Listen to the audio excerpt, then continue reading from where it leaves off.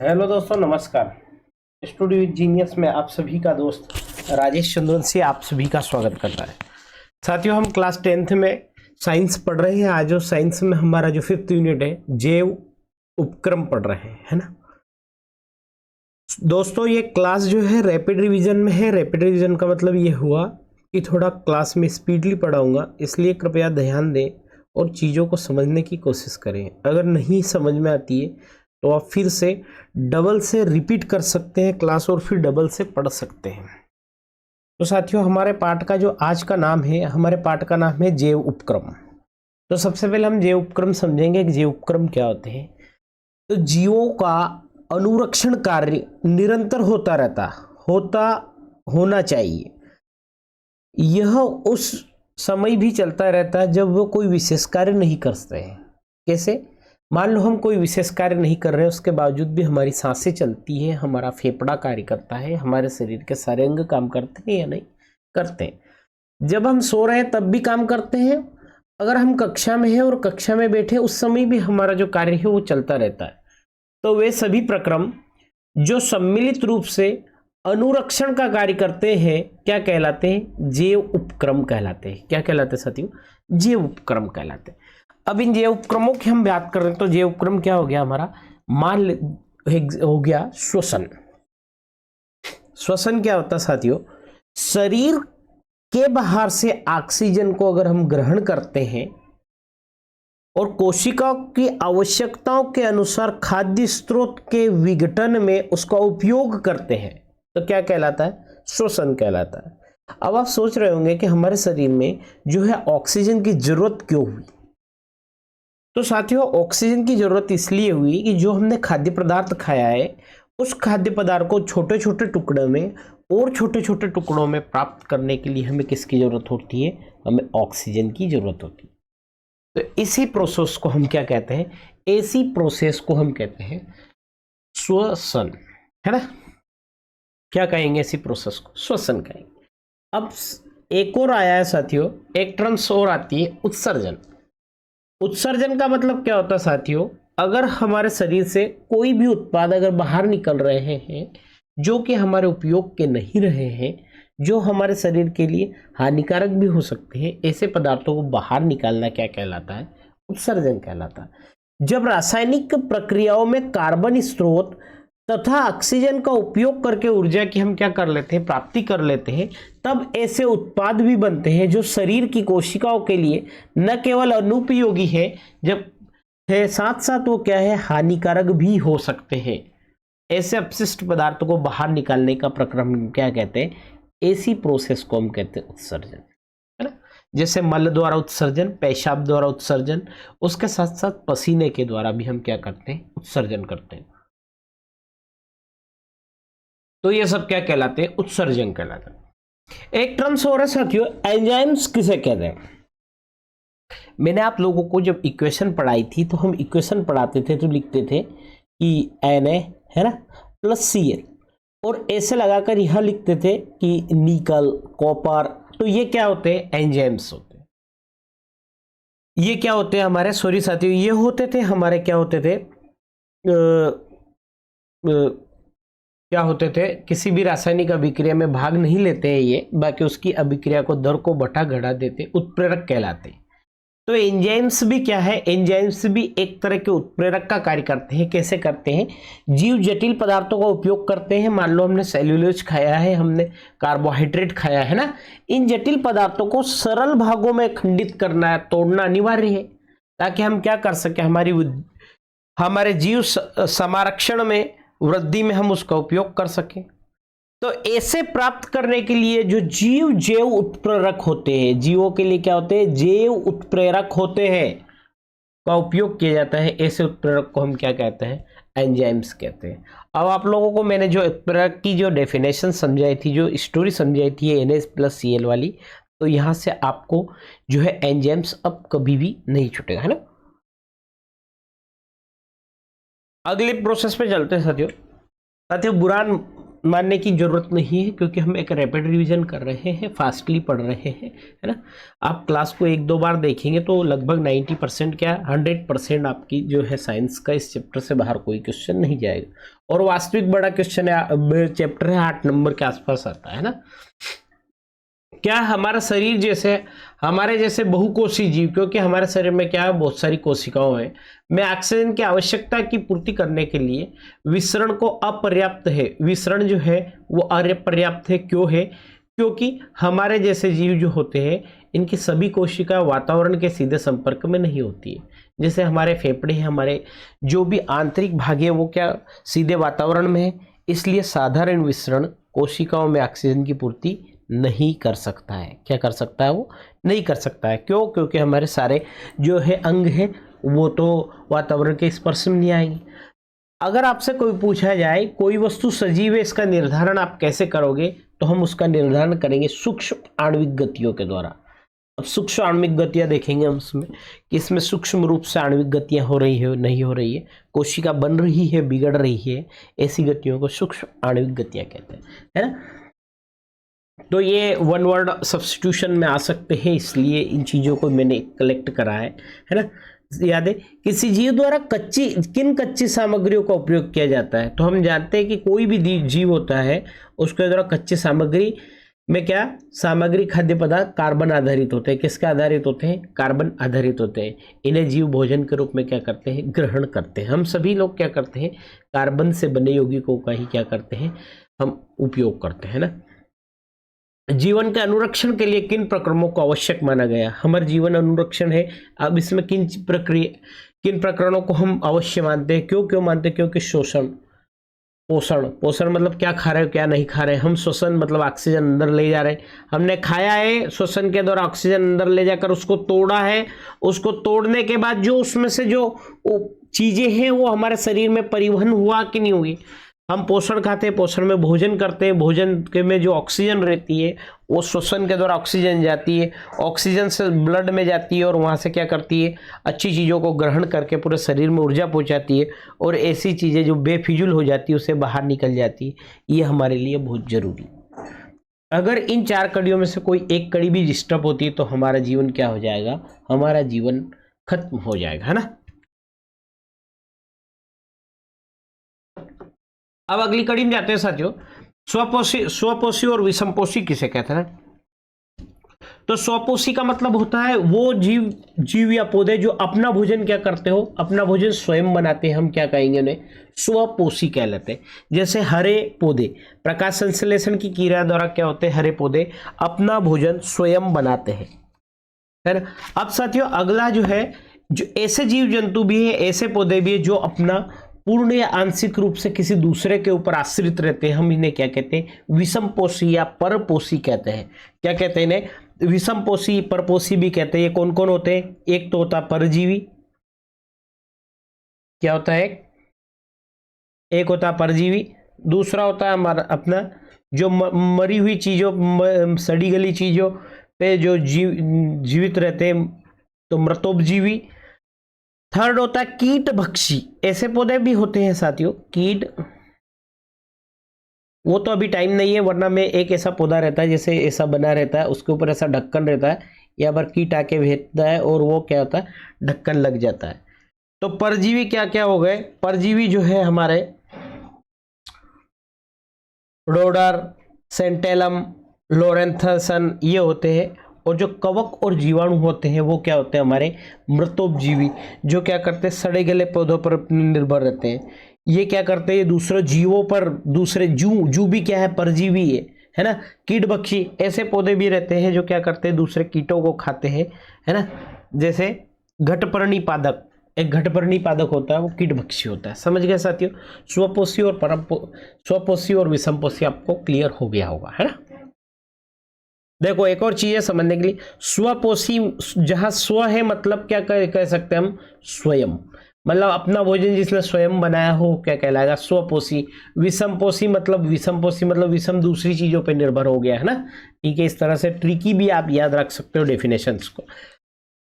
अब जो हमारा प्रकाश संश्लेषण होता है उसमें क्या क्या जरूरत है? कच्ची सामग्री के रूप में जल, कार्बन डाइऑक्साइड, सूर्य और क्लोरोफिल मृदा से, वातावरण से, सूर्य से पत्तियों में उपस्थित रहता है। ये साथियों पौधे में पाया जाता है। क्लोरोफिल ये हमारे प्रकाश संश्लेषण में जरूर होता है। आगे में प्रकाश संश्लेषण के समय पढ़े। अगला है हमारे आमाशय में क्या है, अगला जो क्वेश्चन है साथियों ये है, हमारे आमाशय में अम्ल की क्या भूमिका रहती है। तो हमारे आमाशय में जो अम्ल रहता है उसकी भूमिका रहती है, जो निष्क्रिय एंजाइम्स, ऐसे एंजाइम जो कार्य नहीं कर रहे को सक्रिय कर पाचन में सहायता पहुंचाता है।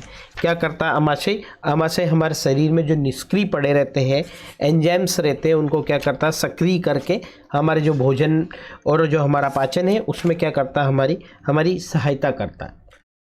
अब साथियों अग्नाशय के बारे में कुछ चीजें और नोट मतलब सुन सकते हो आप। अग्नाशय का आकार सी आकार का रहता है और अग्नाशय जो हमारा होता है, अग्नाशय कैसी ग्रंथि है?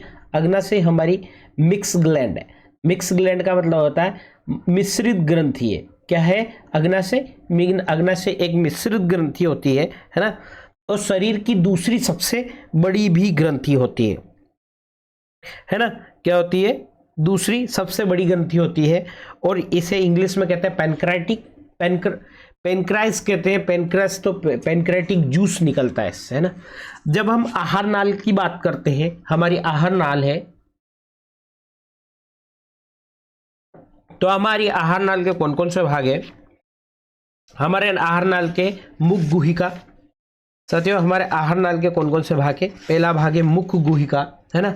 दूसरा भाग है ग्रसिका। तीसरा भाग है अमाशय जिसकी अभी हमने बात करी, जो पेनक्रेटिक होता है जिसे पेनक्रेट कहते हैं। और तीसरा है आंत।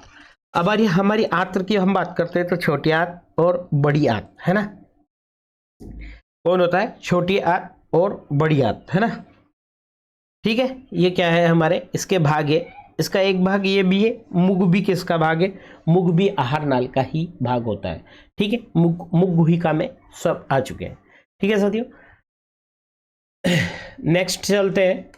मैं आगे इनके फोटो भी लाया हूं और डिटेल में उन पे भी बात करेंगे अपन। पादक में भोजन का स्थानांतरण कैसे होता है? पादक में भोजन का स्थानांतरण फ्लोएम द्वारा होता है। इसके द्वारा होता है, फ्लोएम द्वारा होता है। और फ्लोएम क्या करता है? फ्लोएम की सहायता से ऊपर मुखी मतलब ऊपर भी जाता है, अधोमुखी मतलब नीचे भी जाता है, दोनों दिशाओं में होता है। अब आप जी जब हम पादक की बात करते हैं तो पादक में दो उत्तक होते हैं और इन्हें कहते हैं जटिल उत्तक भी होते हैं। एक होता है हमारा जाइलम, है ना, और एक होता है हमारा फ्लोएम। क्या होता है? फ्लोएम। अब साथियों जब हम जाइलम फ्लोएम की बात करते हैं तो जा से याद रखना, जल अर्थात ऐसा उत्तक जो क्या करता हो। अब जल जैसे ये पेड़ है ना, पेड़ की ये जड़ है और ये जो है हमारी जमीन है ना। तो ये फ्लोएम क्या करता है? ये जलाइम यहाँ से जल लेके और कहाँ जाता है? पत्तियों के पास लेके जाता है। अब जो पत्ती होती है वो प्रकाश संश्लेषण में जल का इनका उपयोग करके भोजन बनाती है। और ये जो फ्लोएम करता है, फ्लोएम का मतलब फैलाना, ऐसी ट्रिक से याद रखो। तो ये फ्लोएम क्या करेगा? फिर वो भोजन पूरे पेड़ पौधे में ऊपर नीचे हर जगह फैलाने का कार्य करता है। तो भोजन का स्थानांतरण कौन कर रहा है? वो फ्लोएम कर रहा है। और जाइलम क्या कर रहा है? जाइलम जल को लाता है। पाचक एंजाइम्स का क्या कार्य होता है साथियों? पाचक एंजाइम्स हमारे पाचक से स्पष्ट है कि वो पाचन में मदद करते हैं। पाचन में कैसे मदद करते हैं? ये प्रोटीन के अमीनो अम्ल कार्बोहाइड्रेट की ग्लूकोज में तथा वसा के वसी अम्ल में या ग्लिसरॉल में तोड़ देते हैं। क्या करते हैं? हमारे जो प्रोटीन अमीनो अम्ल रहते हैं कार्बोहाइड्रेट को ग्लूकोज में इस तरह से क्या करते हैं? तोड़ने का काम करते हैं। पाचक एंजाइम से तो नाम से स्पष्ट होगा कि हमारे भोजन पचाने में सहायता करते हैं, है ना साथियों। चलते हैं नेक्स्ट पे।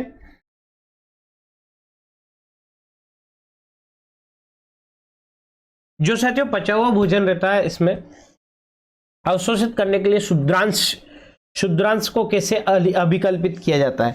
तो साथियों जब हम शुद्रांश की बात करते हैं तो ये शुद्रांश कहाँ पाए जाते हैं?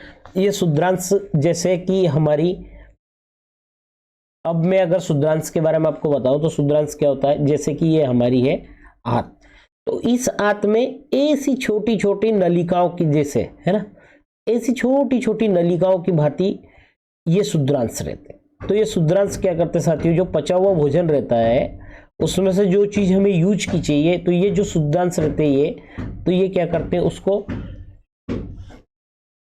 कलेक्ट कर लेते हैं और कलेक्ट करके कहाँ पहुंचा देते हैं, शरीर में जहाँ ऊर्जा की जरूरत होती है, जहाँ इन पदार्थों की, इन तत्वों की जरूरत होती है, वहाँ पहुंचा देते हैं। तो पचे हुए भोजन का अवशिष्ट शुद्धांश की भित्ति द्वारा किया जाता है, इनकी भित्तियों के द्वारा किया जाता है। इसकी भित्ति के भीतर सतह पर अनेक अंगुलियों के समान, कैसी होती, मैं बता रहा हूं ना, अनेक अंगुलियों के समान प्रवर्धन पाए जाते हैं, जिन्हें हम कहते हैं दीर्घरोम। क्या कहते हैं साथियों, इन्हें हम कहते हैं दीर्घरोम कहते हैं। ये दीर्घरोम क्या करते हैं, ये अवशोषक सतह का क्षेत्रफल बढ़ा देते हैं। ये अपने आप जब इनको जरूरत होती है, जब पदार्थ आ जाता है, तो ये क्या हो जाते हैं, ये अपने आप थोड़े थोड़े ऐसे बड़े हो जाते हैं, फैल जाते हैं। तो दीर्घरोम में रुधिर वाहिकाओं की अधिकता होती है। इसमें कौन सी वाहिका होती है, बिल्कुल छोटी छोटी नसें होती है, जिसे रुधिर वाहिका कहते हैं। ये क्या करती है, ये अवशिष्ट भोजन को शरीर के प्रत्येक भाग तक क्या करते हैं, पहुंचाने का कार्य करते हैं। आ गया होगा समझ में। अब अगला क्वेश्चन है, श्वसन में ऑक्सीजन प्राप्त करने के लिए जलीय जीव क्या करते हैं। भाई जो स्थलीय जीव है, तो हम तो स्थल से कहीं से भी ऑक्सीजन ग्रहण कर लेते हैं, लेकिन हमारे मन में क्वेश्चन आना चाहिए कि जो जलीय जीव क्या करते हैं। तो साथियों, जो जलीय जीव होते हैं, ये क्या करते हैं, एक डिजोल्व ऑक्सीजन का यूज करते हैं। जो डिजोल्व ऑक्सीजन काय में रहती है, जल में घुली हुई रहती है, तो वहां से ये क्या करते हैं, अपने ऑक्सीजन की पूर्ति करते हैं। स्थलीय जीव वातावरण के ऑक्सीजन का सीधा उपयोग करते हैं, जबकि जलीय जीव जल में विलय जो ऑक्सीजन का उपयोग करते हैं। चूंकि जल में विलय ऑक्सीजन की मात्रा वातावरण में उपस्थित ऑक्सीजन की मात्रा में बहुत कम होती, इसीलिए स्थलीय जीव इस मामले में लाभ की स्थिति में है। ठीक है, वातावरण से 4 ppm के आसपास रहता है, ऐसा बताते हैं कि 4 ppm से अगर नीचे ऑक्सीजन चली जाती है ना, पार्ट्स पर मिलियन, इससे नीचे अगर चली जाती है, तो वो जो जल में विलय रहते हैं, जानवर रहते हैं, वो मर जाते हैं ना। डिजोल्व ऑक्सीजन की जो है लिमिट्स होती है। नेक्स्ट क्वेश्चन पे चलते हैं साथियों, मनुष्यों में ऑक्सीजन और कार्बन डाइऑक्साइड का परिवहन कैसे होता है। ये प्रश्न भी आप लोगों के मन में उठना चाहिए, कैसे होता है साथियों। तो इन दोनों का जो परिवहन होता है वो रुधिर के द्वारा होता है, मतलब ब्लड के द्वारा होता है। अब ऑक्सीजन का परिवहन हीमोग्लोबिन के साथ बनकर होता है, जबकि कार्बन डाइऑक्साइड का परिवहन जो होता है जल में, मतलब रक्त में घुलने के साथ होता है। किसके साथ होता है, रक्त में घुल जाने के। अब मैं मृतोपजीवी पौधों की बात कर रहा था। मृतोपजीवी क्या है, कवक, जीवाणु, कुकुरमुत्ता, ये क्या है, मृतोपजीवी है। क्या है ये मृतोपजीवी सड़ी गली चीजों पर ही रहते हैं। चंदन किस तरह की पोषण विधि अपनाता है, तो चंदन की रखना आंशिक परजीवी पोषण पाया जाता है। कैसा पाया जाता है, और प्रकाश संश्लेषण को कौन प्रभावित करेगा, अगर कार्बन डाइऑक्साइड और प्रकाश, क्या क्या प्रभावित करते हैं उसे कार्बन डाइऑक्साइड और प्रकाश ही करते। अमीबा में जो भोजन अंतर्ग्रहण की विधि है उसका नाम क्या है, उसका नाम है पिनोसाइटोसिस। क्या है, पिनोसाइटोसिस। ध्यान रखना, ये वेरी IMP है, मैं कह सकता हूँ कि 100% छपने वाला। अब टिड्डे के आहार नाले उसके कौन कौन से भाग है, तो उसके अंग्रांत्र, फोरगट, मिडगट और हाइंडगट। ऐसे इंग्लिश में भी याद रख सकते हो साथियों, फोरगट, मिडगट, हाइंडगट, यानी अग्रांत्र, मध्यांत्र, पश्चांत्र, आगे वाला, बीचे वाला और पीछे वाला। आगे, मध्य, पीछे, है ना, ये इसका यही अर्थ है ना। अब हमारे शरीर में अगर हीमोग्लोबिन की कमी आ जाएगी तो उसका क्या परिणाम होगा। श्वसन के फलस्वरूप प्राप्त ऑक्सीजन का परिवहन करने के लिए तथा उसे उत्तकों तक पहुंचाने का कार्य कौन करता है, हीमोग्लोबिन करता है। तो हम ऐसे भी कह सकते हैं ऑक्सीजन का परिवहन कौन करता है, ऑक्सीजन का परिवहन हीमोग्लोबिन करता है। इसकी कमी से श्वसन प्रभावित हो जाएगा, और जब श्वसन प्रभावित हो जाएगा तो शरीर को ऊर्जा कम मिलेगी, क्योंकि ऑक्सीजन की पर्याप्त मात्रा नहीं मिल पाएगी। क्या होगा, ऑक्सीजन की पर्याप्त मात्रा जो है नहीं मिल पाएगा। अब साथियों, अगला जो दे रखा है आपको, वो दे रखा है जो प्रकाश संश्लेषण की जो क्रिया है वो दे रखी है। उसका सूत्र दे रखा है 6CO2 + 12H2O बराबर C6H12O6। ये क्या है, ये है ग्लूकोज। क्या है, ग्लूकोज प्लस जल प्लस ऑक्सीजन। क्या होता है, ऑक्सीजन ये बनती है। पर ये किसकी उपस्थिति में होती है, ये होती है सूर्य का प्रकाश, और सूर्य के प्रकाश के साथ साथ क्या पाया जाता है पौधे में, क्लोरोफिल, है ना। ये याद रखना, ग्लूकोज का सूत्र भी याद रखना, C6H12O6। ये किसका सूत्र है? ये है हमारे ग्लूकोज का सूत्र, है ना। नेक्स्ट चलते हैं साथियों, विषमपोषी पोषण में पढ़ चुका हूं दूसरे पौधे पर, जैसे अमरबेल, फफूंद, ये जीवाणु ये क्या है? विषमपोषी होते हैं। जो उच्च संगठित पादप के वहन तंत्र के क्या कहते हैं? उच्च संगठित मतलब पूर्ण रूपेण संगठित। जैसे बड़े बड़े पेड़ पौधे तो उनमें जाइलम फ्लोएम होता है, तो मैंने बताया था जाइलम से जल, जो जल और उसमें लवणों का परिवहन करता है, और फ्लोएम क्या करता है? भोजन का परिवहन संवहन करवाता है। तो जाइलम फ्लोएम शायद मेरे हिसाब से अब आप लोग कभी भी नहीं भूलोगे, है ना, मैंने क्लियर करवा दिया। नेक्स्ट चलते हैं साथियों, हमारे शरीर में वसा का पाचन कैसे होता है, यह प्रक्रम कहाँ होता है?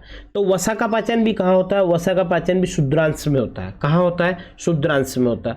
वसा के पाचन के लिए यह यकृत तथा अग्नाशय में लावण प्राप्त करता है, लावण प्राप्त करती है। अग्नाशय में जुड़े, अग्नाशय से एंजाइम्स की सहायता से भोजन को क्षारीय बनाता है। क्या बनाता है? क्षारीय बनाता है। यह कार्य पित्तरस करता है। ये पित्तरस कहाँ से निकलता है? ये अग्नाशय से निकलता है। शुद्रांश में वसा बड़ी गोलिकाओं के रूप में होती है। पित्त लवण उन्हें छोटी गोलिकाओं में तोड़ देता है। जब हमारा जो वसा होता है वो बड़ा बड़ा होता है, बड़े बड़े भाग होते हैं, तो ये पित्तरस क्या करता है? ऐसे बड़े गोले को क्या करता है? छोटे छोटे भागों में तोड़ देता है, और तोड़ने के बाद लाइपेज नामक एंजाइम वसा को वसा अम्ल और ग्लिसरॉल में बदलता है। लाइपेज का क्या काम है? यहाँ से एक ऑब्जेक्टिव भी क्लियर हो सकता है। तो लाइपेज क्या करता है? लाइपेज एक एंजाइम है और वसा को वसा अम्ल में तथा ग्लिसरॉल में ये बदल देता है ना। इस तरह से हमारा शरीर में क्या होता है? वसा का पाचन होता है। साथियों कभी भी आप हमारे साथ जुड़ना, मैं डिटेल्स में भी सेशंस स्टार्ट करूँगा इसके बाद, एग्जाम्स के बाद, जब आप लोगों को पूरी तरह समझाएगा कि लाइपेज कहाँ से निकल रहा है ना। लेकिन आज हम क्या रैपिड रिवीजन में, इसलिए थोड़ा हमारे पास टाइम कम है। अब नेक्स्ट जो क्वेश्चन है वो है हमारा नेक्स्ट क्वेश्चन है साथियों, वो है आक्सी शोषण। अब आक्सी जो शोषण होता है, इसी आक्सी शोषण को एक और शोषण कहते हैं, वो भी ध्यान रखना कौन सा कहते हैं? वायवीय शोषण भी कहते हैं। ऐसा शोषण जो आक्सी मतलब ऑक्सीजन की उपस्थिति में होता है, तो हम क्या कहेंगे? आक्सी शोषण कहते हैं। ऑक्सीजन की उपस्थिति में भोज्य पदार्थों का ऑक्सीकरण आक्सी शोषण कहलाता है। और इसमें क्या होता है? पूर्ण रूप से ऑक्सीकरण होता है, और अंत में क्या होता है? अंत में CO2 तथा H2O बनता है। यह प्रक्रिया कहाँ होती है? माइटोकॉन्ड्रिया, कोशिका का पावर हाउस, क्लास 9th में पढ़ा था आपने, है ना। कोशिकीय द्रव दोनों में संपन्न होती है। कहाँ होती है? माइटोकॉन्ड्रिया और कोशिका द्रव में होता है। ये ऑब्जेक्टिव्स ध्यान रखना है, इसमें 38 ATP अणु बनते हैं, एडिनो ट्राइफॉस्फेट, है ना। ये क्रिया किस तरह से होती है? ये होती है ग्लूकोज के साथ ऑक्सीजन मिली, और ऑक्सीजन मिलने पर क्या है? कार्बन डाइऑक्साइड और जल, और साथ में 673 किलो कैलोरी ऊर्जा जो है बनती है। ये आक्सी शोषण में मेरे हिसाब से 4 पॉइंट बहुत है। ये 38 अणु, यहाँ से ऑब्जेक्टिव्स भी क्लियर होते हैं और ऑब्जेक्टिव इससे बनते हैं ना। आक्सी शोषण, वायु शोषण किसे कहते हैं? आक्सी शोषण को ही हम क्या कहेंगे? वायवीय शोषण कहते हैं। अनाक्सी शोषण का मतलब होता है हमारे साथियों एनारोबिक रेस्पिरेशंस की भी कहते हैं, उसे एरोबिक रेस्पिरेशंस भी कहते हैं। और उसका नाम वायवीय था, तो इसका नाम क्या होगा? इसका नाम होगा अवायवीय। क्या होगा इसका नाम? अवायवीय होगा। मतलब ऑक्सीजन की अनुपस्थिति में भोज्य पदार्थों का ऑक्सीकरण क्या कहलाता है? अनाक्सी शोषण। ना तो इसमें ग्लूकोज का अणु पूर्ण रूप से ऑक्सीकरण होता है और अंत में होता है, और इसमें क्या होती है? CO2 और अल्कोहल बनते हैं। अनाक्सी शोषण एरोबिक रेस्पिरेशंस में क्या बनते हैं? CO2 और अल्कोहल्स बनते हैं। ये ऑब्जेक्टिव्स क्लियर हो गए आपके, है ना। और ये कहाँ पर होता है? ये माइटोकॉन्ड्रियम नहीं होता, ये कोशिका द्रव में ही संपन्न होता है। कहाँ होती है पूरी प्रक्रिया? ये होती पूरी प्रक्रिया हमारी कोशिका द्रव्य में होती है, और इसमें 2 ATP अणु का निर्माण होता है। जैसे कि ग्लूकोज हुआ C6H12O6, तो ये हो गया हमारा 2C2H5OH, तो ये क्या हो गया हमारा? अल्कोहल, प्लस ये हो गई CO2, है ना।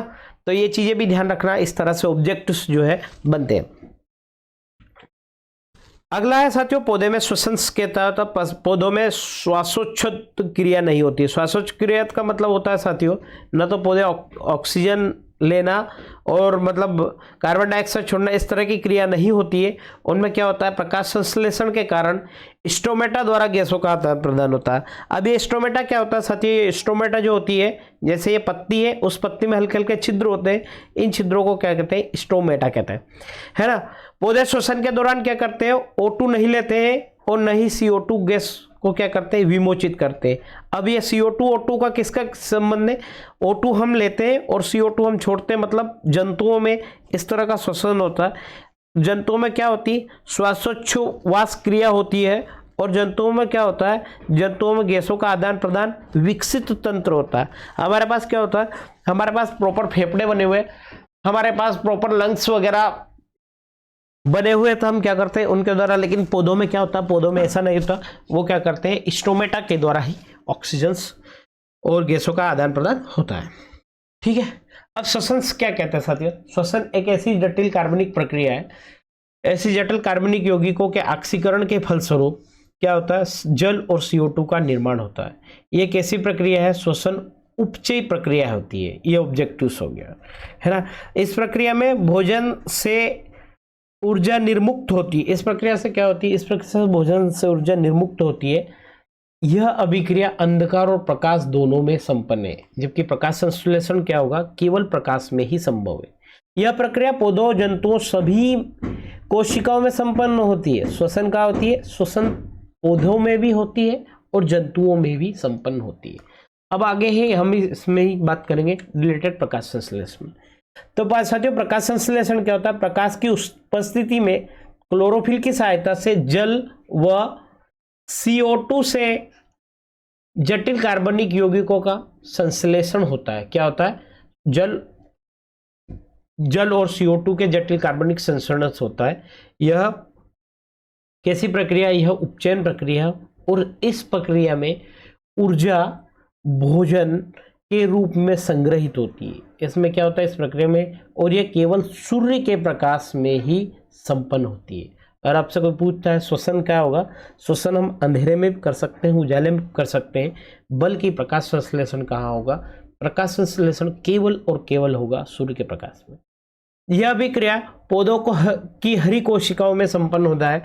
डीट सेल से कोई प्रक्रिया, कोई पौधे की कोई पत्ती ऐसी है कि जो हरी नहीं है, तो वहां पर नहीं होगा, क्योंकि हरी पत्तियों में ही क्लोरोफिल पाया जाएगा। ठीक है। नेक्स्ट चलते साथियों, हमारा जो रक्त होता है, रक्त में पाई जाने वाली विभिन्न कणिकाओं के नाम तथा उनके कार्य लिखिए। इस तरह से ये है, या उस तरह से क्वेश्चन आ सकता है साथियों आपके लिए कि लाल रक्त और श्वेत रक्त कणिकाओं को समझाइए। क्या आ सकता है, लाल रक्त कणिकाएं एवं श्वेत रक्त कणिकाएं। अब सबसे पहले तो आपसे कोई रक्त की बात करेगा तो रक्त क्या है, रक्त एक तरल संयोजी उत्तक है। क्या साथियों, रक्त के बारे में अगर आपसे कोई पूछता है तो रक्त क्या है, रक्त एक तरल संयोजी उत्तक है ना। इस तरह से याद रखिएगा कि रक्त क्या है, रक्त एक तरल संयोजी उत्तक है। अब रक्त में क्या होती है, एक लाल रक्त कणिका होती है, एक श्वेत रक्त कणिका होती है, एक पट्टिकाणु होती है, एक रक्त प्लाज्मा होता है। तो जो लाल रक्त कणिका है, लाल है मतलब उनमें क्या है, हीमोग्लोबिन पाया जाता है। और ये क्या करते हैं, मैं 1000 बार बता चुका हूं अभी, ये O2 के वाहक के रूप में कार्य करते हैं।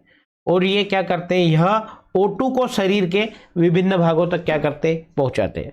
हम श्वेत रक्त कणिका को बात करते हैं, तो जो श्वेत रक्त कणिका होती है, ये हमारे शरीर के सैनिक होते हैं। हम क्या कहते हैं, इन्हें सैनिक भी कहते हैं।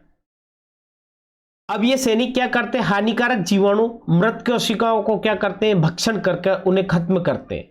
हमारे शरीर का सैनिक का क्या काम है, जब हमारा कोई भी दुश्मन आता है तो उसको खत्म करने का काम करते हैं। तो जो श्वेत रक्त कणिका होती है साथियों, ये हमारे हानिकारक जीवाणु मृत कोशिकाओं का भक्षण करते हैं, उन्हें नष्ट कर देती है। ये कणिका किसी भी संक्रमण के प्रति हमारे शरीर का रक्षक का कार्य करते हैं। क्या करती है, ये रक्षक का कार्य करते हैं। ठीक है, तो क्लियर हो गया होगा कि ये क्या करते हैं, ये हमारे शरीर में एक रक्षक की तरह कार्य करते हैं, है ना। अब पट्टिकाणु होते हैं, ये पट्टिकाणु रुधिर में थक्का जमाने के कारण कौन करती है, पट्टिकाणु कोशिकाएं करती। अब रक्त प्लाज्मा है, ये रुधिर का तरल भाग रहता है, जो हमारा ब्लड रहता है उसका जो लिक्विड पार्ट है वो होता है रक्त प्लाज्मा होता है। इसमें बहुत से लवण, ग्लूकोज, अमीनो अम्ल, प्रोटीन्स, हार्मोन्स तथा रक्त के शेष अवयव घुले हुए रहते हैं। यह इन्हें पदार्थों का सहवन करता है।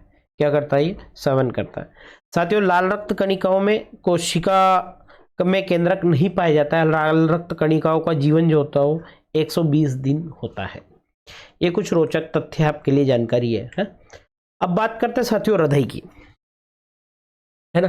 अब हृदय जो होता है, ये हृदय क्या करता है? एक हृदय मैं आगे फोटो में बता दूंगा किस तरह से ये हृदय एक पेशी अंग है।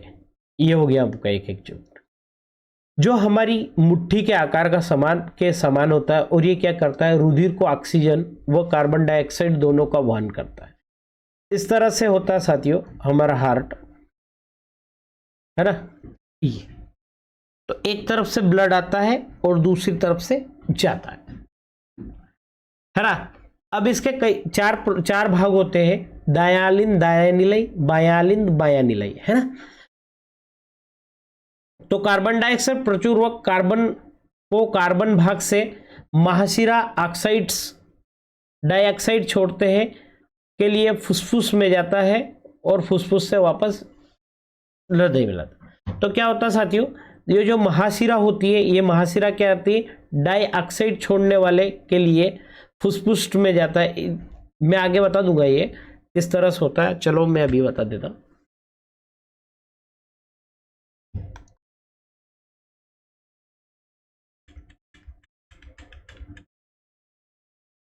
देखो ये साथियों ये हमारा हार्ट होता है। अब हार्ट के 4 भाग है। ये हो गया हमारा दायालिंद, है ना। ये हो गया हमारा दायानिलय, ये हो गया हमारा बायालिंद, ये हो गया बायालिंद।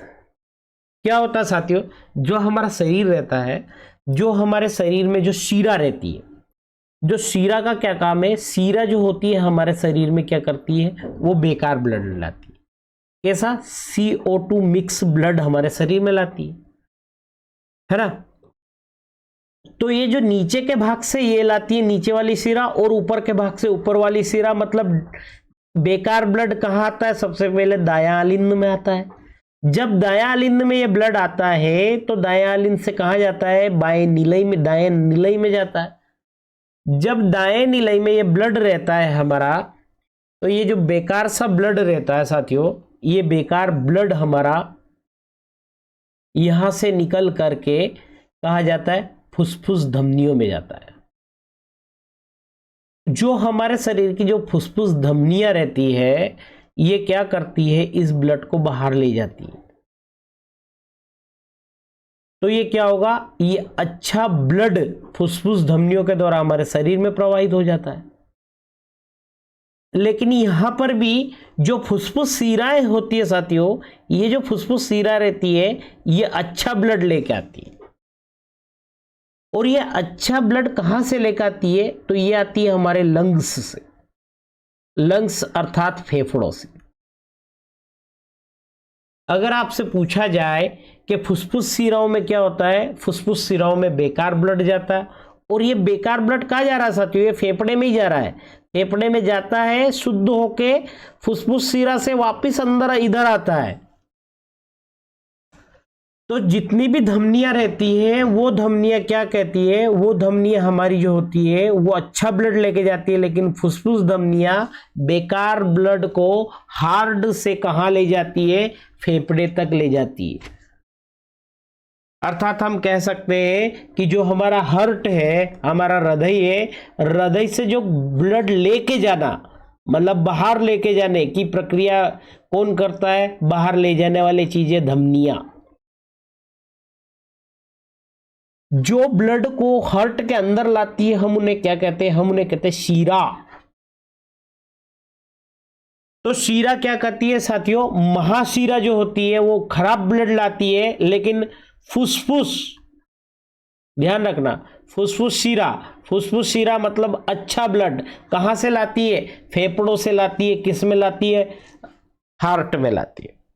फिर हार्ट क्या करता है साथियों, ये हार्ट में यहां से आता है, फिर दाएं आलिंद में आता है, दाएं आलिंद से बायां नीलई में जाता है, और बायां नीलई से देखना इसके पीछे होता हुआ यहां तो महाधमनी से होते हुए पूरे शरीर में प्रवाहित होता है। कहां जाता है? यहां से पूरे शरीर में जाता है। तो इस प्रोसेस को अगर मैं आप लोगों को क्लियरली समझा दूं, यहां समझा देता हूं मैं, तो क्या होता साथियों, ये है हमारा हार्ट, मान लेते ये हमारा कमरा है, इसके ये 4 पार्ट है। जो भी बेकार ब्लड आता है वो शिरा यहां लाई, नीचे वाली सिरा लाई, ऊपर वाली सिरा लाई, ये बेकार ब्लड यहां आया, यहां से बेकार ब्लड यहां रहा, यहां से इधर गया, है ना, यहां के बाद यहां जाता है, और यहां के बाद बाहर लेके कौन कौन सी सिरा लेके जाती है? फुसफुस धमनी। फुसफुस धमनी उस बेकार ब्लड को कहां लेके गई? बेकार ब्लड को लेके गई फेफड़े के पास। फेफड़े ने उस ब्लड को क्या करा? साफ करा, है ना। साफ करने के बाद साफ ब्लड आया, साफ ब्लड फिर से आया और कहां घुस गया? दाएं नीले में, है ना, नीले में घुस गया साफ ब्लड। साफ ब्लड, साफ ब्लड कहां से आया? ये आया फुसफुस सीरा में आया। किसके द्वारा आया? फुसफुस सीरा के द्वारा। फेफड़े से कहां आया? फिर हार्ट में आया, और हार्ट से इस तरह से जाकर महाधमनी में गया। कहां गया? महाधमनी के द्वारा कहा है, फिर से शरीर में प्रवाहित हो गया। इस तरह से ये हार्ट का है। अब हार्ट की संरचना कैसी रहती है साथियों? हार्ट की संरचना जो होती है वो कैसी होती है? एक मुट्ठी के आकार की होती है ना, ठीक है। तो क्या करता है, देखो, फुसफुस वापस ऑक्सीजनेटेड रुधिर को क्या करता है? हृदय में लाता है, फुसफुस धमनी, है ना। यह ऑक्सीजन प्रचुर रुधिर अब शरीर के शेष हिस्सों में पंप कर दिया जाता है। आप लोगों को क्लियर आ गया होगा। अगर हार्ट इसके बाद भी समझ में नहीं आया तो मैं एक छोटा सा वीडियो हार्ट फिर से बनाकर हम डाल देंगे, है ना। अब लसिकाएं क्या होती है? लसिका एक अन्य प्रकार का द्रव है जो वहन में हमारी सहायता करता है। तो लसिका क्या है? लसिका उत्तल तरल है, उत्तक तरल उत्तक है। कोशिकाओं की भित्ति में उपस्थित छिद्रों द्वारा प्लाज्मा, प्रोटीन, रुधिर कोशिकाओं बाहर निकलकर उत्तक के अंतकोशीय अवकाश में जाते हैं तथा तरल सरल या लसिका का निर्माण करते हैं। यह रुधिर में प्लाज्मा की तरह ही होता है। किसकी तरह होता है? प्लाज्मा की तरह होता है, रंगहीन होता है तथा अल्प मात्रा में इसमें क्या होते हैं? प्रोटीन्स होते हैं।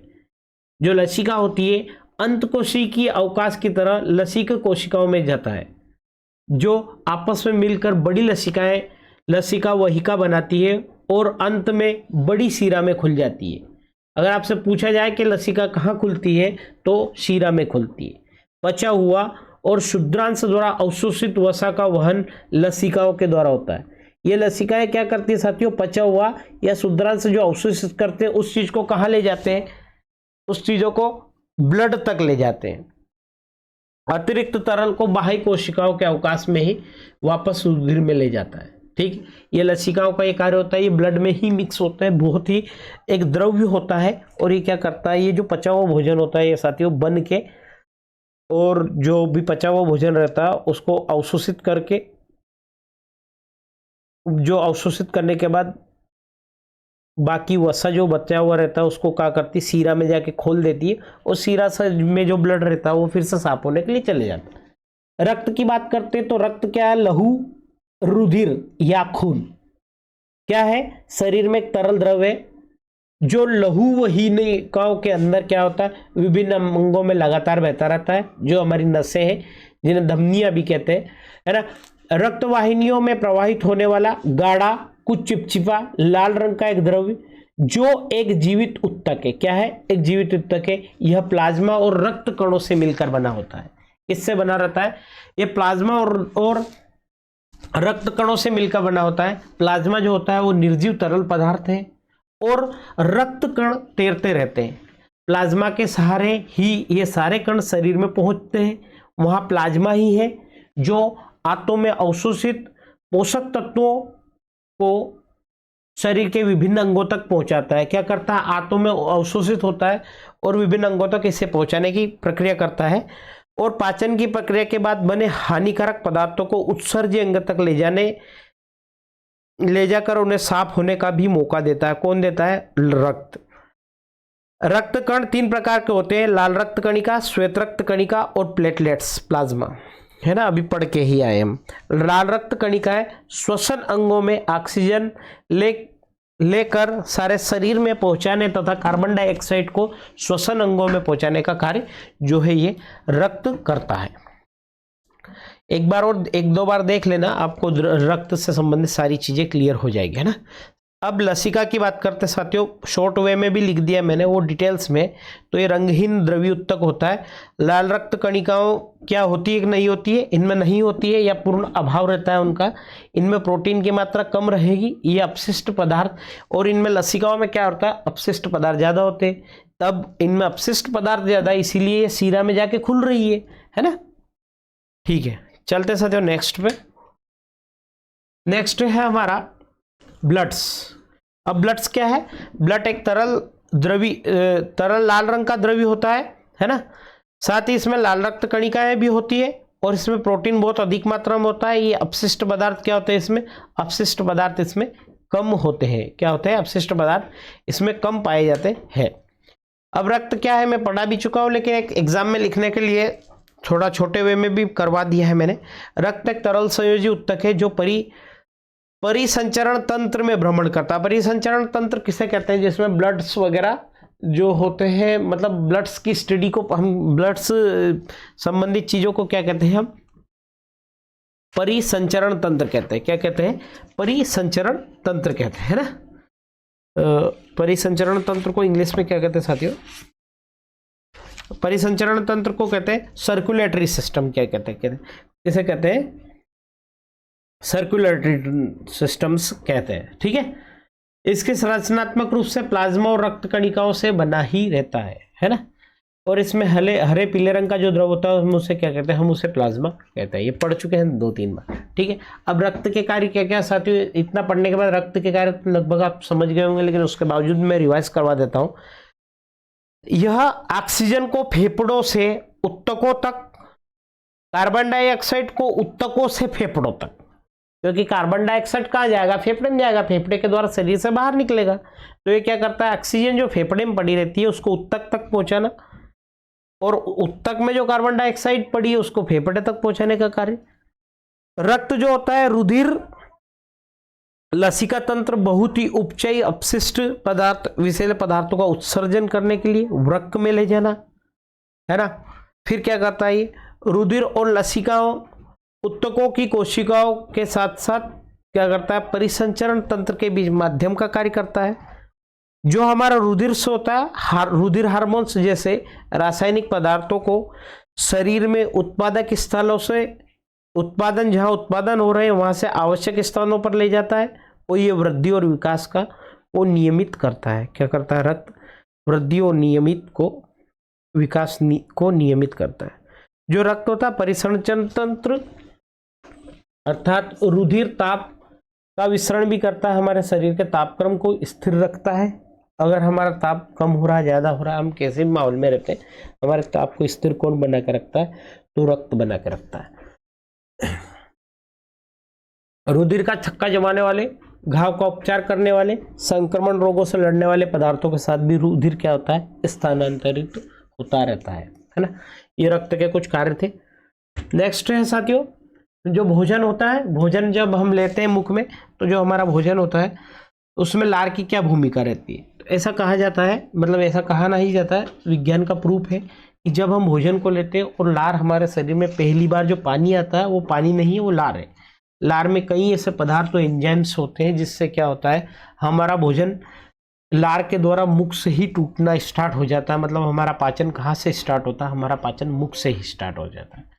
तो मुंह में स्थित लार ग्रंथियों से लार निकलकर चबाए हुए भोजन के साथ मिलकर उसे चिकना बनाना, लसलसा बना देता है, जिससे यह भोजन आहार नली में आसानी से फिसल जाए। इससे अधिक महत्वपूर्ण यह है कि लार में उपस्थित कुछ एंजाइम्स एमाइलेज मड के जटिल अणु, मड मड मतलब मड स्टार्च किस क्या होते हैं, ग्लूकोज के ही मतलब जटिल भागे, मड के जटिल अणुओं को शर्करा में खंडित कर देती है, जो मड की अपेक्षाकृत काफी सरल अणु बनते हैं। इस तरह लार क्या करते हैं, हमारे पाचन में एक बहुत ही अहम भूमिका निभाता है। नेक्स्ट चलते हैं साथियों, जाइलम। जाइलम का मैं आपको बता चुका हूं, जाइलम क्या करता है, जाइलम पौधों में क्या करता है, जाइलम द्वारा परिवहन होता है। पौधों में किसका होता है, पदार्थों में जल और खनिज लवण है, उनका परिवहन करता है। जाइलम की वाहिकाएं विहिनिकाएं आपस में जुड़कर जल एवं खनिज लवण का संवहन करती है। जड़ों के मूल रोम मृदा के संपर्क में होते हैं, जो कि कोशिकाओं जल खनिज लवण को आयन के रूप में ग्रहण करती है। फ्लोएम की बात कर रहे हैं, फ्लोएम क्या करता है साथियों, भोजन तथा अन्य पदार्थों का परिवहन फ्लोएम के द्वारा होता है। फ्लोएम एक चालनी नालिकाओं न से प्रकाश संश्लेषी उत्पादों को जड़ों, फलों, वृद्धि वाले अंगों की ओर ले जाता है। फ्लोएम द्वारा क्या परिवहन दोनों दिशाओं में होता है, क्या होता है, वो दोनों दिशाओं में इसके द्वारा होता है। ठीक है, ये हो गया जाइलम फ्लोएम। अब जाइलम फ्लोएम के बाद धमनी की बात करती है, और धमनी को कहते हैं साथियों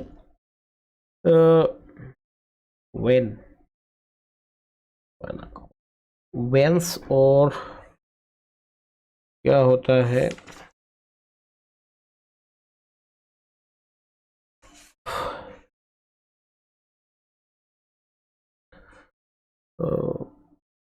हाँ, तो ये जो धमनी होती है, धमनी को कहते हैं साथियों एरोटा। क्या कहते हैं, धमनी को कहते हैं एरोटा कहते हैं। और एरोटा क्या होती है, धमनियों की भित्ति लचीली और मोटी होती है। कैसी होती है इनकी भित्ति, लचीली भी होती है और मोटी होती है। धमनिका की गुहिका संकरी होती है, ये ऑक्सीकृत ब्लड को ले जाती है।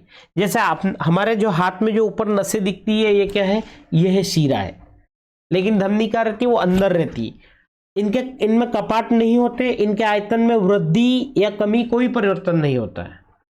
अब जो धमनी होती है, इसमें रक्त रुक रुक कर अधिक दाब से प्रवाहित होता है, ये है धमनियों की विशेषता है। अब इसी के पक्ष में हम शीरा पढ़ते हैं, तो शीरा क्या कहती है, शीरा को हम कहते हैं साथियों वैना। क्या कहते हैं, इनको कहते हैं वैन, है ना। और वेन्स क्या होती है, ये जो हमारे शरीर में ऊपर ऊपर दिखती है, ये क्या है, वेन्स है। इनमें क्या होता है, कार्बन डाइऑक्साइड की उपस्थिति वाला ही ब्लड बहता है, इसीलिए कैसे दिखती है, नीली। इनमें कपाट पाए जाते हैं, इनका आयतन भी कम ज्यादा होता रहता है। शीराओं में रक्त धीमी गति से निरंतर कम दाब पर बहता रहता है। इनकी गुहिकाएं चौड़ी होती है, इनकी भित्ति पतली एवं लचीली होती है। अगर यहां से आपको वेन और शीरा में डिफरेंस भी आता है तो आप लिख सकते हो, किसी एक के बारे में भी आया तो आप लिख सकते हो। इसके साथ साथ एक और चीज लिखना, जो हमारी फुसफुस शीरा में ऑक्सीजन उपस्थित रक्त क्या करता है, बहता है। अब ये फुसफुस शिरा कहाँ पाई जाती है, मैंने हार्ट में पढ़ाया था आपको कि हार्ट में जो ब्लड लेके जाती है कहाँ, फेफड़े के पास, वो क्या है, फुसफुस शिरा है। तो वो क्या करती, फुसफुस शिरा क्या करती है, ऑक्सीजन उपस्थित ब्लड रहता है। और धमनी की जब हम बात करते हैं, तो धमनी की बात करेंगे हम, तो जो हमारी फुस धमनी होती है, धमनी में CO2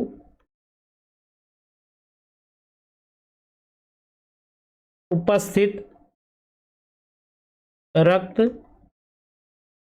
बहता है। इसमें कैसा रक्त बहता है, इसमें CO2 उपस्थित रक्त बहता है। और ये कहां पाई जाती है, मैंने बताया था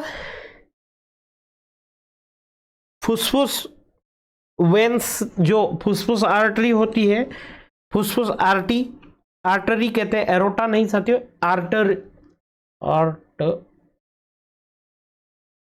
आर्टरी। तो क्या होती है साथियों, जो हमारा मैंने आपको बताया था ब्लड से क्या करती है, ब्लड से जो बेकार ब्लड रहता है वो कहाँ लेके जाती है, फेफड़े में। तो वो कौन सी होती है? फुसफुस। अब फुसफुस को होता है प्लमेनरी वेंस और प्लमेनरी आर्टरी, ठीक है। एरोटा तो महाधमनी को कहते हैं, ठीक है, ओके। अब जो पौधा होता है साथियों, इसमें जो श्वसन की क्रिया होती है, उसी क्रिया को हम कहते हैं ग्लाइकोसिस। अब उसी ग्लाइकोसिस प्रक्रिया में उसका एक भाग ग्लाइकोसिस कहा जाता है, एक फ्लैप्स का चक्र कहा जाता है। तो आपसे अगर अलग से ये पूछा जाए या ये पूछा जाए या पौधों में श्वसन की प्रक्रिया के कहा जाए, तो ये 3 तरह से संपन्न होती है। पहला था ग्लाइकोसिस। अब इस ग्लाइकोसिस में क्या होता है साथियों, इस ग्लाइकोसिस में ग्लूकोज का एक अणु विघटित होकर क्या बनता है? पाइरुविक अम्ल के 2 अणु में विघटित होता है। कैसे होता है? C6H12 कुछ हाइड्रोजन ग्राही इसके साथ मिल जाते हैं, 2CH3COCOOH, ये होता पाइरुविक अम्ल। तो ग्लूकोज के एक अणु से 2 पाइरुविक अम्ल कहाँ बनते हैं? ग्लाइकोसिस प्रक्रिया बनते हैं। ये ग्लाइकोसिस प्रक्रिया कहाँ होती है? ये पौधों के श्वसन में क्या होता है? ग्लाइकोसिस प्रक्रिया संपन्न होती है। अब जब इसके बारे में और पढ़ते हैं, इसके प्रमुख पद क्या होते हैं साथियों? इस प्रक्रिया में ऑक्सीजन की अनुपस्थिति होती है। क्या ग्लाइकोसिस प्रक्रिया में ऑक्सीजन की उपस्थिति होती है? नहीं, इसमें ऑक्सीजन की अनुपस्थिति होती है और CO2 भी बाहर नहीं निकलती है। इसमें ग्लूकोज का एक अणु 2 पाइरुविक अम्ल के अणु में टूटता है। ग्लाइकोसिस कैसी प्रक्रिया है? यह एक ऑक्सीकरण प्रक्रिया है। इसमें प्रत्येक जो ग्लूकोज के अणु रहते हैं वो ग्लाइकोसिस के एक अणु की क्या करते रहते हैं? ऑक्सीकरण क्रिया है, जिसके प्रत्येक ग्लूकोज के एक अणु ऑक्सीकरण में 2 ATP अणुओं का लाभ होता है। श्वसन की यह प्रक्रिया या यह क्रिया कोशिका द्रव्य में संपन्न होती है। यहाँ और कोशिका द्रव्य में क्या होती है? ऑक्सीजन की अनुपस्थिति ही रहती है, अर्थात हमें ऑक्सीजन की आवश्यकता नहीं पड़ती है। ग्लाइकोसिस के प्रमुख पद पूछे जाए तो इस तरह से लिख देंगे हम। अब कैप्स चक्र या ट्राइकार्बोक्सिलिक चक्र, यह माइटोकॉन्ड्रिया की क्रिस्टी की झिल्ली में संपन्न होती है। माइटोकॉन्ड्रिया कोशिका का पावर हाउस।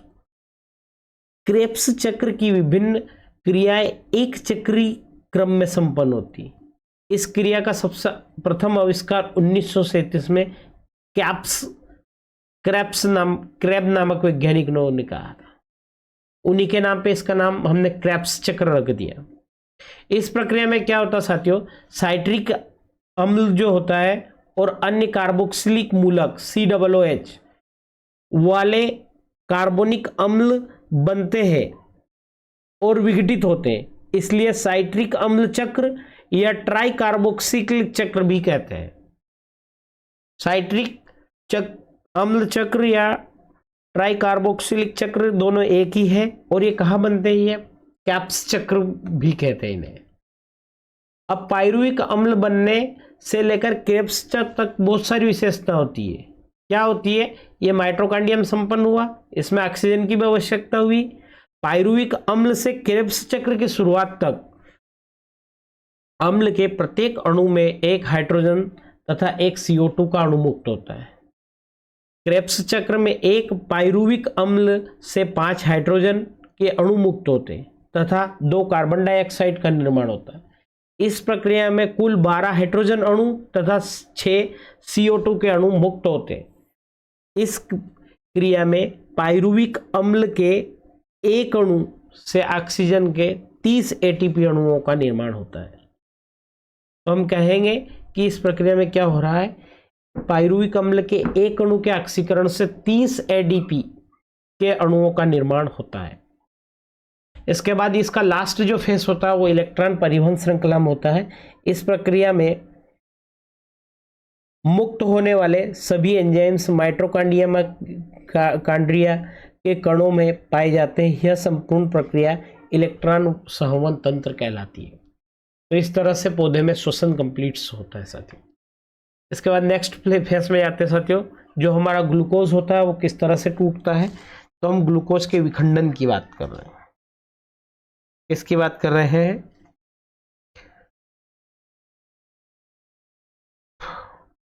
ग्लूकोज के विखंडन की बात कर रहे हैं। तो जो ग्लूकोज का विखंडन होता है साथियों, तो ग्लूकोज के विखंडन से क्या बनता है?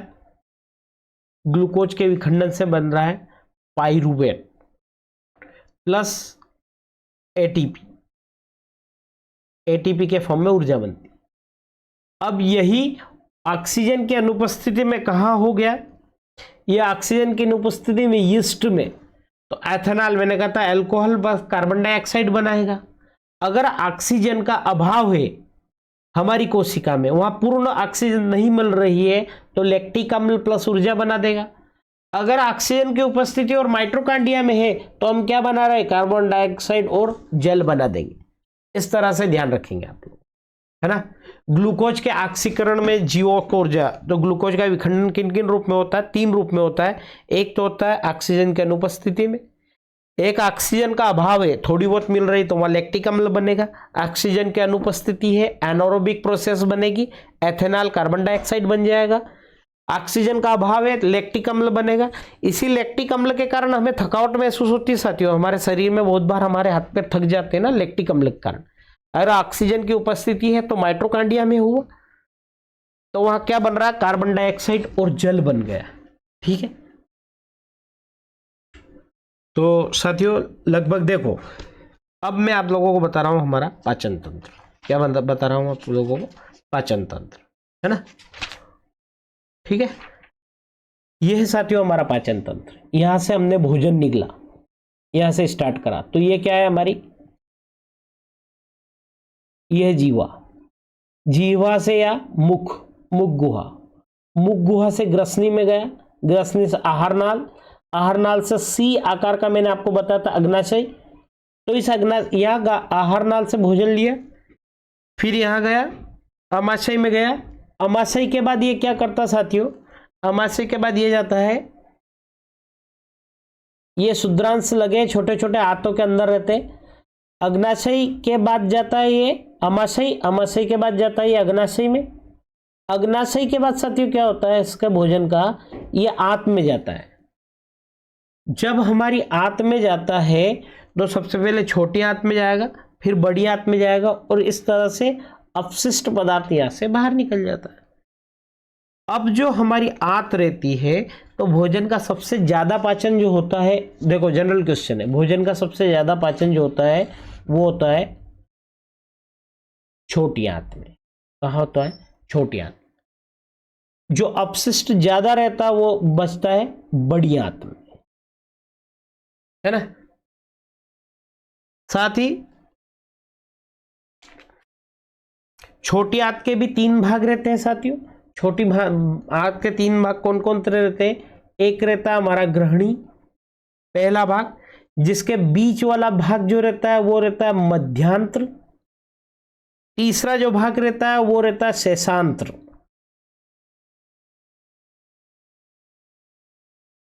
ग्रहणी को इंग्लिश में कहते हैं डिड्यूनियम, जेनिनियम, और इसे कहते हैं इलियम। छोटी आंत का सबसे बड़ा भाग क्या होता है? शेषांत्र होता है। और ये कहां खुलता है? ये जाके फिर बड़ी आंत में खुलता है। बड़ी आंत के भी 3 भाग रहते हैं साथियों। वो कौन कौन से? बड़ी आंत का पहला भाग रहता है उंडुक, दूसरा रहता है बृहदांत, छोटा भाग रहता है मलाशय। और मलाशय के बारे क्या होता है? मलाशय से अपशिष्ट पदार्थ बाहर निकल जाता है। ठीक है, तो ये है पाचन तंत्र का इसका फोटो याद रखना आप साथियों। ये डायफ्राग्राम रहते हैं, ये पित्ताशय, इससे पित्तरस निकलता है और पित्तरस यहां से अग्नाशय में जाता है और भोज्य पदार्थ में मिल जाता है। और ये जो पित्ताशय और अमाशय को जोड़ने वाली जो ये नली है इसे कहते हैं पित्त नली। और ये क्या है? ये हमारा यकृत, ये अमाशय से जुड़ा रहता है इधर पीछे से। ठीक है, और ये जो होती है ना परसेसिका, ये परसेसिका ही को कहते हैं अपेंडेक्स। क्या है ये? अपेंडेक्स। तो ये इस तरह से हमारा पाचन तंत्र का डायग्राम भी आता है साथियों एग्जाम्स में। ये तो मैं बता चुका हूं आपको हार्ट। हार्ट के बाद क्या होता है साथियों, दो चीजें हैं। हाँ, दो चीजें हैं, तो पहले ये समझते हैं। हाँ, इसमें क्या होता है, ये जो बोमन संपुट रहते हैं साथियों, ये बोमन संपुट का सब खेत, ये जो खराब जो ब्लड रहता है, ये खराब ब्लड क्या होता है साथियों, ये यहाँ पर पतली पतली नलिकाएं होती है। अब जो ये गलत ब्लड आता है सीरा से, तो ये गलत ब्लड यहाँ आया।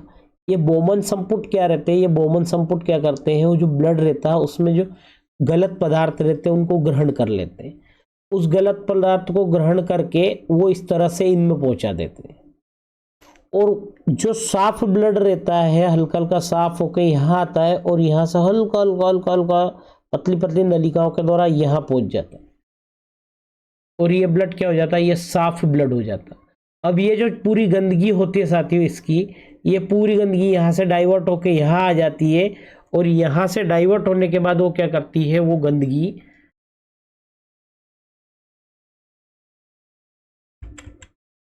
हाँ, ये गंदगी क्या करती साथियों, वो सारी गंदगी जो वृक्क शिराएं रहती है, इन वृक्क शिराओं के माध्यम से, इन वृक्क शिराओं के माध्यम से यहाँ पहुंचकर इस तरह से बाल ग्लैडर में होती हुई, मूत्र वाहिनी में होती हुई, मूत्र मार्ग से पेशाब के द्वारा जो भी गलत यूरिया वगैरह बाहर निकल जाता है।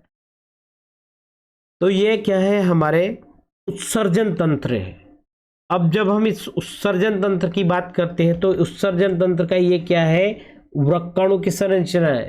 तो उत्सर्जन तंत्र की इकाई क्या है, नेफ्रॉन है। ये भी आप लोग ध्यान रखिएगा।